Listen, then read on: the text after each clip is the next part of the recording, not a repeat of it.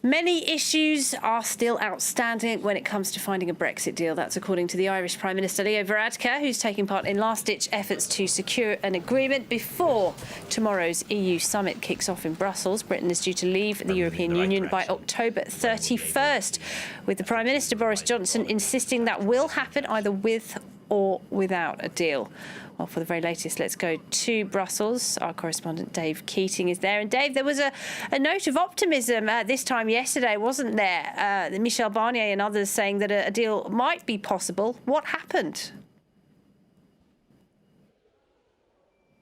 Well, apparently those talks broke up overnight so people could get some sleep, but they did resume this morning at 9 a.m. here at the European Commission headquarters.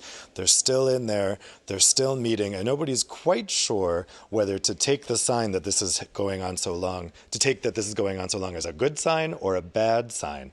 Now, Michel Barnier is supposed to brief EU 27 diplomats right about now. That was the original schedule. We're not sure if that's still happening, but time is really running out.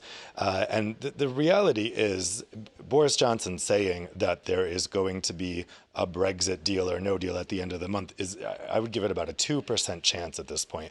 Because the fact is, if there is a deal agreed at the last minute here, the EU 27 can't really sign off on it at the summit happening tomorrow and Friday. It's not enough notice. They need to look at the text. They could maybe give it political approval, but there's still going to have to be a technical extension to give it actual legal approval.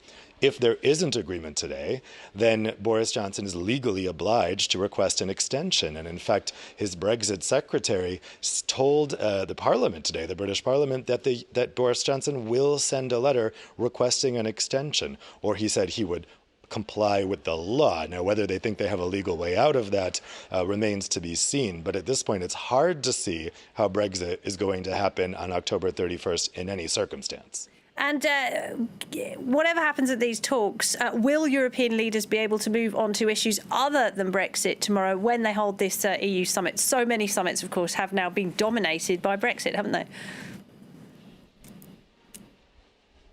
Yeah, they'd really like to, but the reality is this is sucking all the oxygen out of the room. And people are really, really unhappy with it. And each summit that this happens to, people get more and more annoyed. The EU will not be able to adopt a commitment to decarbonize by 2050 at this summit because of Brexit. That means it won't be in time for the next UN climate summit in November. They're supposed to be talking about the long-term budget. Those talks are going to have to be delayed. And the whole situation with Turkey, which we were just hearing about before, of course, EU leaders want to have a robust response to that. But unfortunately, they're not going to be able to, a lot of people think, because Brexit is going to take up so much time. We did have foreign ministers for the EU coming out with how the EU is going to react. But in terms of having a really robust response, it looks like Brexit yet again is going to hijack this summit. So again, this is why EU leaders are really hesitant. They don't want to grant an extension. They want this to be over with. But at the same time, the prospect of them saying no to Boris Johnson requesting an extension is very, very slim because they don't want to be the ones causing a no-deal Brexit. Dave, thank you very much indeed. Dave Keating there in Brussels.